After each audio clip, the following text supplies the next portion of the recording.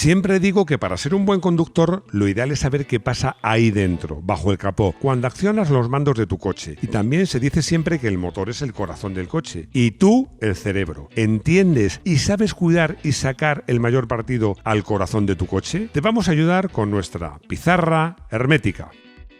Hola, bienvenido a Garaje Hermético. Enciérrate con nosotros.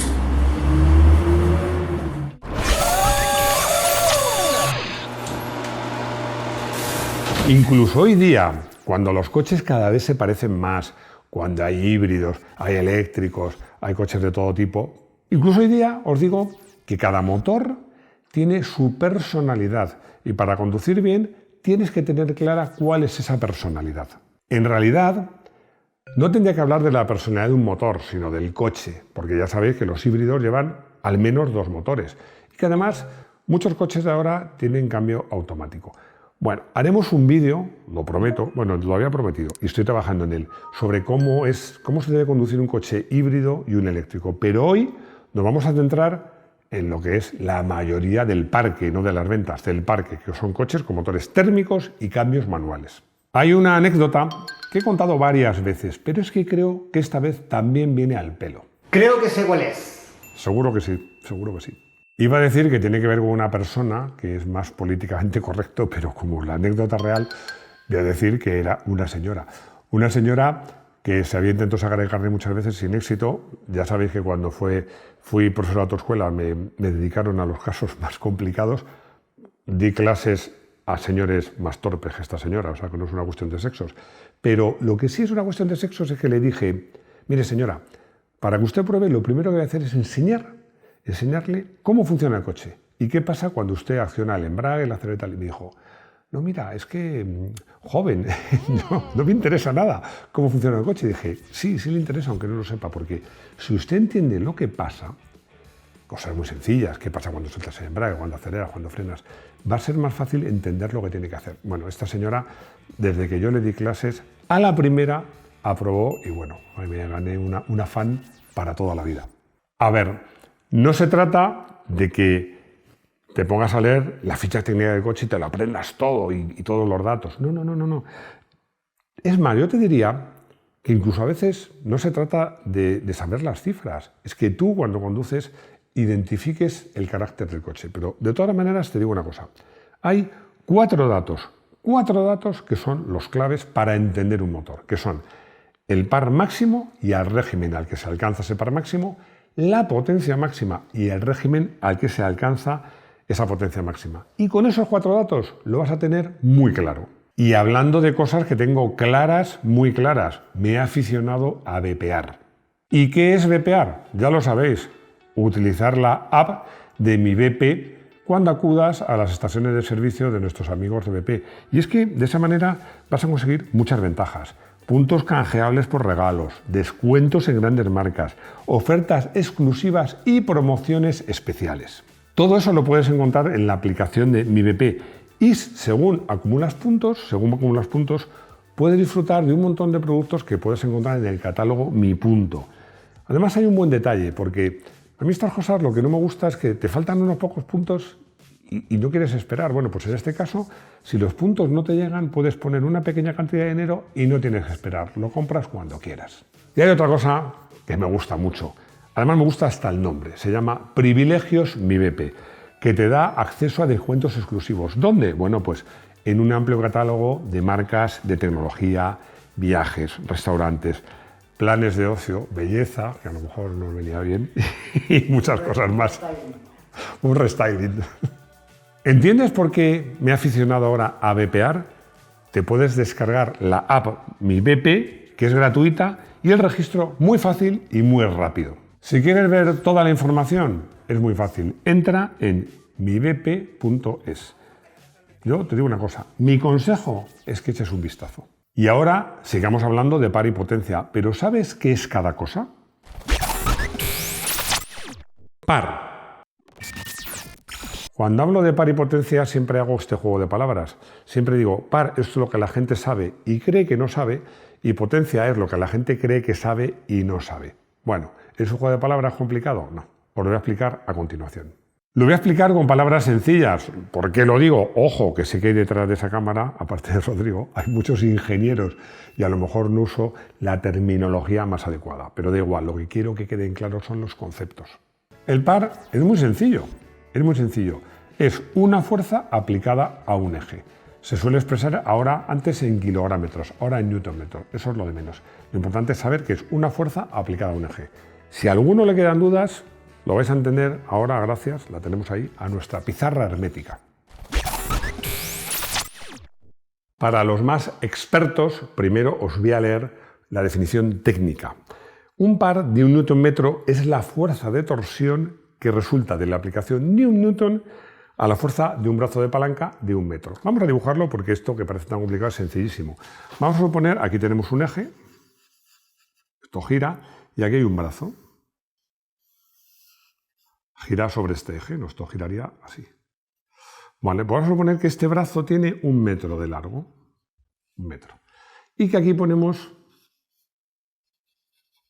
1 kilo. Como la fuerza de la gravedad es de 9,8 newton por kilo, pues esto quiere decir que es un par de 9,8 newton metro, es decir, 9,8 newton que empujan para abajo en 1 metro que harían girar este eje. Se ofrece una resistencia. Bueno, siempre pongo el ejemplo del ciclista, que es muy fácil de entender porque es una palanca, no es de 1 metro, pero es lo mismo. Cuando tú haces en una bicicleta, aprietas el pedal para abajo, lo que estás haciendo es, en el eje de donde van los pedales, una fuerza, un par. La potencia sería ese par multiplicado por lo rápido que sea capaz de pedalear. Potencia. Lo que creemos que sabemos y en realidad no lo sabemos, porque cuando tú dices ¿qué potencia tiene este coche? Porque aceleras y notas que la espalda se te pega al asiento, lo que te pega a la espalda al asiento es el par más que la potencia. A ver, con palabras técnicas, potencia se diría que es una magnitud que mide la cantidad de trabajo efectuado por unidad de tiempo. Dicho con palabras más sencillas, se diría que es la capacidad de ofrecer par en el menor tiempo posible. Es decir, la potencia relaciona al par con las revoluciones. Lo vais a entender muy fácil con un ejemplo que pongo siempre, el de un ciclista. ¿Os acordáis de Indurain? Un tío grandote, fuerte, alto. Bueno, pues él cuando pedaleaba, además para ser ciclista era un tío que pesaba, hacía pedaladas muy fuertes, o sea, hacía mucha fuerza en el pedal, pero a un régimen más lento que otros ciclistas. Podríamos decir que sería, pues si lo comparamos con un motor de alta cilindrada o un motor diésel. Imaginemos otro ciclista más delgado, por ejemplo, Perico Delgado. Es un juego de palabras tan fácil que no me he resistido. Mucho más delgadito, más fino y que a lo mejor hacía menos fuerza en cada pedalada, pero llevaba un régimen, es decir, un ritmo más rápido. Al final, pues subía más o menos a la misma velocidad. Bueno, como os decía, para entender todo esto hay 4 datos claves. Vamos a verlo. Solo 4 datos. Como os digo, con 4 datos podemos saber la personalidad de un motor. Os he traído un ejemplo, porque parece que esto del par de la potencia influye en coches más grandes, más gordos. No, os he traído ese ejemplo de coches relativamente modestos. 2 Peugeot 205, el 205 GT y el 205 Rally. El 205 GT tenía un motor de 1.360 centímetros cúbicos y el Rally muy poquito menos, 1.294. Y diréis, ¿por qué? Si el Rally era más deportivo. Porque el Rally estaba diseñado para participar en una categoría que existía que eran de menos de 1.300 centímetros cúbicos. Por eso se quedaba al borde de los 1.300. En el GT no había ese problema. Fijaos estos motores porque, como os digo, 2 motores de cilindrada muy parecida y personalidad muy diferente. Los 4 datos que os digo. Par máximo. En este caso, esto está mal porque he puesto en newtonmetros y en realidad es kilográmetros. Bueno, me perdonáis ese pequeño fallo, son kilográmetros, pero bueno, da igual porque lo que importa no es la cifra en valor absoluto, sino la comparación. El par máximo era de 116 kilográmetros, que lo daba a 4.000 revoluciones, relativamente bajo. La potencia era de 85 caballos, que la daba a 6.400 revoluciones, que para un motor a gasolina es un régimen bastante conservador. Fijaos ahora en el Rally. En el Rally daba, el par máximo era un poquito mayor, 119. Muy poquito, pero lo daba 1.000 revoluciones más arriba. La potencia, en cambio, sí era bastante superior. Estamos hablando de 17 caballos más, 18, 103 caballos. Pero para conseguir esa potencia había que subir hasta las 7.000 vueltas, que cuando lo metías en banco resultaba ser más. Pero todo esto, donde lo vais a ver muy claro, es en la curva de potencia. Curvas de potencia. Aquí tenemos la curva de potencia donde vais a ver cómo esos 4 datos se traducen en curvas de potencia muy diferentes. He dibujado en este, no sé si llamarlo verde azulado, el GT y el Rally en rojo. Y aquí, bueno, como veis, la típica curva de potencia, las revoluciones van abajo, revoluciones por 1000, 1000, 2000, 3000, hasta 8000. En el lado izquierdo la potencia, hasta 100 caballos, 110, y aquí el par, de 0 a 100. Bueno, pues fijaos en la curva del GT. Vamos a hablar primero del par. Empieza dando claramente más par, siempre está por encima del del Rally, el GT, siempre está por encima hasta llegar a las 5.000 vueltas más o menos. Ahí, el motor más tranquilo, que da la potencia antes, es un motor más tranquilo, el par cae enseguida, y en cambio en el Rally sigue creciendo, pero lo más importante, el motor sube de vueltas y sigue manteniendo el par, ¿Cómo se traduce eso en la curva de potencia? Fijaos que la del GT es de libro, es perfecta. Va subiendo proporcionalmente hasta el punto máximo y luego cae levemente hasta que llega al corte de encendido o de inyección. En este caso de encendido porque tenía carburadores. Como veis, es perfecta, es de libro. Y desde 3.000 vueltas es un motor muy utilizable. Puedes conducirlo de una forma muy tranquila y muy relajada. Vamos a fijarnos en el Rally. Fijaos que hasta 3.500 vueltas más o menos, siendo un motor que tiene 18 caballos más, en cambio menos potente está ese régimen. Es un motor que exige llevarlo alto de vueltas, pero ya a partir de 4.000 se escapa. Y luego sigue subiendo y la diferencia es abrumadora. Fijaos que parece que se va a acabar y no, sigue un poco más. Bueno, es una traducción de lo que pasa con el par. Es un motor que te obliga a jugar mucho con el cambio y a llevarlo muy alto de vueltas, mantenerlo siempre alto de vueltas. El cómo. Antes de que los motores turbo alcanzasen las cotas de sofisticación que tienen ahora, donde prácticamente no existe un retardo en la respuesta, no hay ese turbo lag famoso, yo siempre decía, yo hay muchos, pero yo he escrito muchas veces, que no hay mejor potencia que la que se consigue a base de cilindrada. Vamos de nuevo con las comparaciones. He elegido para comparar dos coches de similar potencia, pero muy distinta filosofía. Por un lado, el Alfa 155 V6 de 2,5 litros y por otro, un coche con un motor de una personalidad absolutamente diferente, el Toyota GT86 de 2017.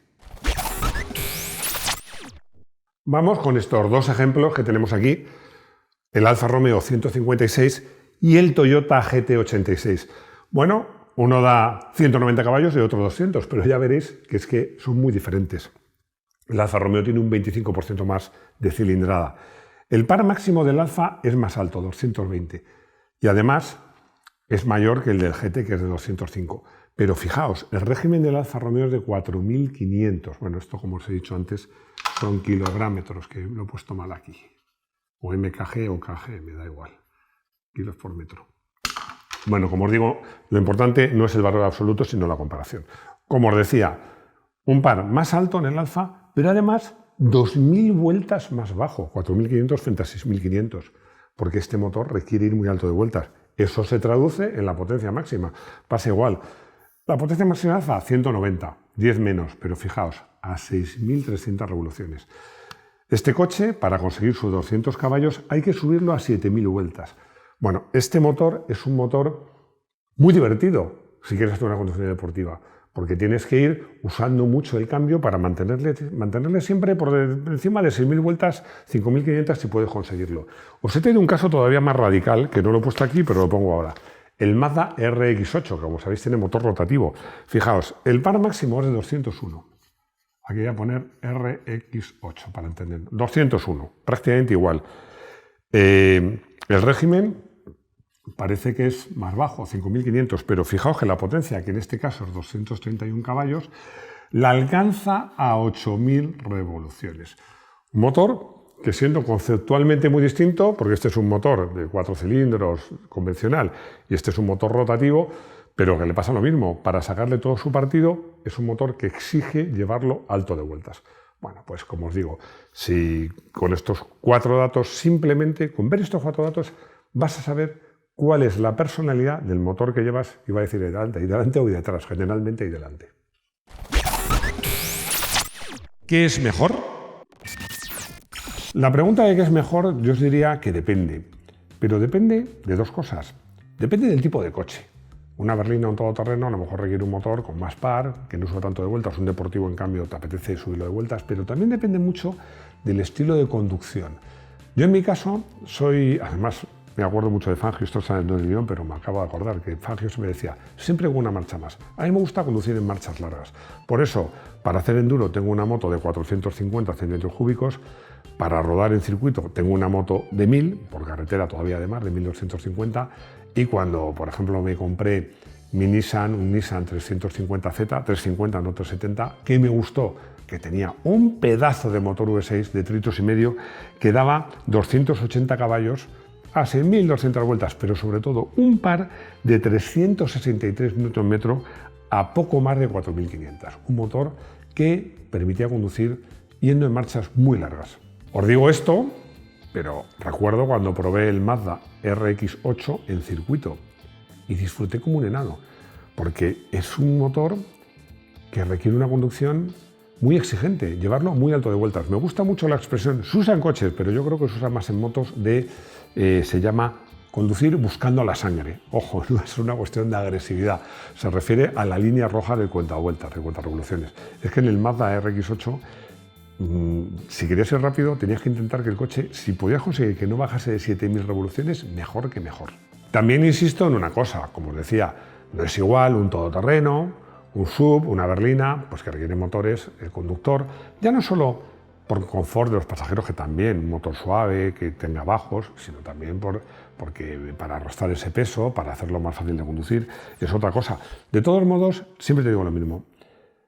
Al final, si sabes las 4 cifras que te he dicho y con la experiencia que tienes identificas la personalidad de tu motor, vas a ser capaz de llevar ese motor, gracias al cambio manual, exactamente como ese motor necesita. Hay una frase que voy a robar a un amigo mío mecánico que dice: los motores son muy agradecidos y si los tratas bien, te responden o te ofrecen un montón de kilómetros sin problemas y mucho disfrute de conducción. No me he querido alargar en este vídeo porque si empezamos a hablar de las diferencias entre gasolina y diésel, que ya sabéis que los diésel dan la potencia mucho más baja de vueltas, si hablamos de los híbridos, de los eléctricos, bueno, pues entonces es que no acabamos. Yo os prometo que haremos esos 2 vídeos, cómo se conduce un gasolina frente a un diésel y cómo se conducen los híbridos y eléctricos. Pero, a ver, esto tiene un lado bueno, Llevamos más de 800 vídeos, es así, ¿no, Rodrigo? Más de 800 vídeos. El mundo del motor es inabarcable. Y os aseguro una cosa, haremos los vídeos mejor o peor, pero los temas no se nos van a acabar nunca. ¿Qué os parece elegir como coche del día un Ford Mustang? ¿Cuál? El de ahora. El de ahora. Es que el de ahora es el coche con mejor relación precio-potencia. Es que ofrece nada menos que 450 caballos a 7.000 revoluciones y un par de 529 Nm a solo 4.000 vueltas. Bueno, es que es un coche que puede llevar muy bajo de vueltas porque tiene mucho par, muy alto de vueltas porque tiene mucha potencia y es un coche que te va a hacer disfrutar porque 450 caballos da mucho de sí. Y además, qué bien suena. Paco, otro Paco, es que hay muchos Pacos. En España Pacos y Manolos hay y Pepes. Mi suegro era Paco, mi suegra era Paqui. Bueno, es que eso ya tiene gracia, Paco y Paqui, pero bueno. Bueno. Me pregunta si los modernos motores turbo no tienen tiempo de respuesta. Bueno, la respuesta a la consulta es que no. Es que ya están sofisticados, se hacen turbos muy pequeñitos. Cuando son biturbo, uno muy pequeñito para que sople enseguida y otro más grande. Se hacen turbos que a bajo régimen un motor eléctrico hace que soplen, funcionan como si fuera un compresor. Bueno, hay tantas tecnologías que han conseguido que hoy día los motores turbo, además cuando soplan suave, que suele ser en los turismos de gasolina más habituales, se puede decir que no tienen tiempo de respuesta. Arsenio me hace una pregunta que me han hecho más veces. Si a igualdad de potencia, ¿es mejor un motor turbo diésel o un motor de gasolina? La respuesta es mejor, ¿para qué? Yo te diría, Para divertirse, mejor una de gasolina, que tiene un régimen de potencia más amplio, porque un motor de gasolina que dé el par máximo a 4.000 vueltas quiere decir que de 2.500 a 3.000 es aprovechable y seguramente va a cortar a 6.500 o 7.000. Y un turbodiesel de igual potencia te va a cortar como mucho a 5.000, como mucho, normalmente a 4.500, y tiene potencia de 1.500, tiene más revoluciones. Ahora, para ahorrar un turbodiesel. De todas maneras, ya os lo he dicho, os prometo un vídeo de cómo se conduce un motor de gasolina y un motor diésel. Y llegamos al final de este vídeo, que me gusta hacer por lo menos una vez o dos al mes algún vídeo técnico con pizarra hermética. Le vuelvo un poco loco a Rodrigo para grabar la pizarra, 2 cámaras, bueno, es un follón, pero yo creo que vale la pena. Decídmelo en los comentarios. Y muchas gracias por seguirnos, ya somos más de 700.000, gracias a vosotros.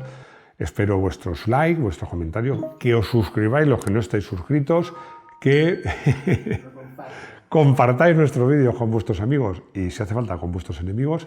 Y sobre todo que espero veros de nuevo en nuestro garaje hermético. Hasta pronto.